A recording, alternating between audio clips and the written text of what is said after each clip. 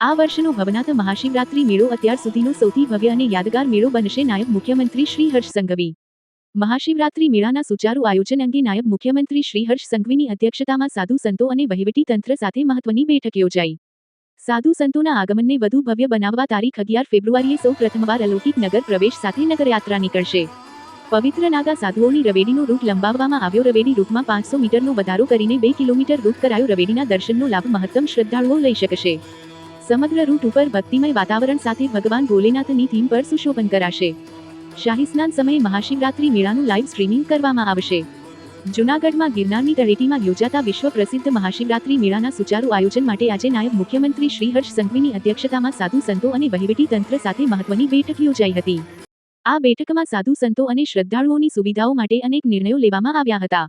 આગામી તારીખ 11-15 ફેબ્રુઆરી દરમિયાન યોજાનારા મહાશિવરાત્રી મેળાને વધુ યાદગાર અને ભવ્ય બનાવવા માટે આ વર્ષે પ્રથમવાર સાધુ સંતોના નગર પ્રવેશ સાથે અલૌકિક નગરયાત્રાનું આયોજન કરવામાં આવ્યું છે.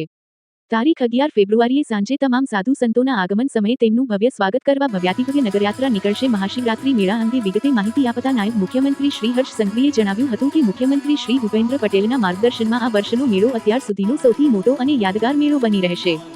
જૂનાગઢમાં યોજાતા મિની કુંભ મહાશિવરાત્રી મેળામાં પધારતા સાધુ સંતો અને શ્રદ્ધાળુઓને આવકારવા વહીવટી તંત્ર સજ્જ છે. નાયબ મુખ્યમંત્રીશ્રીએ કહ્યું હતું કે સરકાર દ્વારા આ વર્ષે મેળામાં આવતા લાખો શ્રદ્ધાળુઓ માટે ખાસ વ્યવસ્થાઓ કરવામાં આવશે.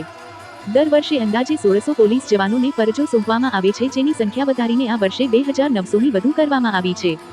મેળામાં કોઈપણ અનિચ્છનીય બનાવ ન બને તે હેતુથી સમગ્ર વિસ્તારમાં સીસીટીવી કેમેરા દ્વારા સતત દેખરેખ રાખવામાં આવશે. આ ઉપરાંત પાર્કિંગ, અવર જવરના રસ્તાઓ, રહેવાની સુવિધા માટે ડોરમેટ્રી જેવી અનેક વ્યવસ્થાઓ કરવામાં આવી છે. રાજ્ય સરકારના ટુરિઝમ વિભાગ દ્વારા સમગ્ર રૂટનું ભગવાન ભોલેનાથની થીમ પર સુશોભન કરવામાં આવશે. જૂનાગઢ શહેરને પણ રોશનીથી શણગાર કરવામાં આવશે. સમગ્ર રૂટમાં અનેક સેલ્ફી પોઈન્ટ, ઇન્ફોર્મેશન સેન્ટર પણ મૂકવામાં આવશે. આ ઉપરાંત શાહી સ્નાન સમયે મહાશિવરાત્રી મેળાનું લાઇવ સ્ટ્રીમિંગ પણ કરવામાં આવશે તેમ તેમણે ઉમેર્યું હતું. શ્રી સંઘવીએ કહ્યું હતું કે આ વર્ષે જૂનાગઢ પોલીસ દ્વારા પ્રથમવાર 1000ની વધુ સ્થાનિક યુવાનોને વોલેન્ટિયર તરીકે જોડી મેળાની વ્યવસ્થામાં સામેલ કરવામાં આવશે. 300ની વધુ સામાજિક સંસ્થાઓ દ્વારા ભાવિકો માટે ઉતારા અને ભોજન પ્રસાદની વ્યવસ્થા પણ કરવામાં આવી છે. મેળાના રૂટ પર શુદ્ધ પીવાના પાણીની તથા સ્વચ્છ શૌચાલયની વ્યવસ્થા કરવામાં આવી છે. આ બેઠકમાં મહાશિવરાત્રી મેળા સંદર્ભે તૈયાર કરવામાં આવેલા ગીતનું પણ લોન્ચિંગ કરવામાં આવ્યું હતું. ભવનાથના આંગણે યોજાતા ભક્તિ અને શ્રદ્ધાના આ પર્વમાં રાજ્ય સહિત દેશભરના સાધુ સંતો અને શ્રદ્ધાળુઓને સહભાગી થવા નાયબ મુખ્યમંત્રીશ્રીએ નિમંત્રણ પાઠવ્યું છે. સાથે જ સ્થાનિક નાગરિકોને મેળામાં આવતા શિવભક્તોનું ઉમળકાભેર સ્વાગત કરવા અને વ્યવસ્થા જાળવવામાં સહયોગ આપવા વિનંતી કરી છે. આ બેઠકમાં યુવક સેવા અને સાંસ્કૃતિક રાજ્યમંત્રી ડોક્ટર જયરામ ગામિત, સાધુ સંતશ્રીઓ, જૂનાગઢ જિલ્લાના પદાધિકારીશ્રીઓ, યાત્રાધામ તેમજ પ્રવાસન વિભાગના ઉચ્ચ અધિકારીશ્રીઓ સહિત જૂનાગઢ જિલ્લા વહીવટી તંત્રના અધિકારીશ્રીઓ ઉપસ્થિત રહ્યા હતા.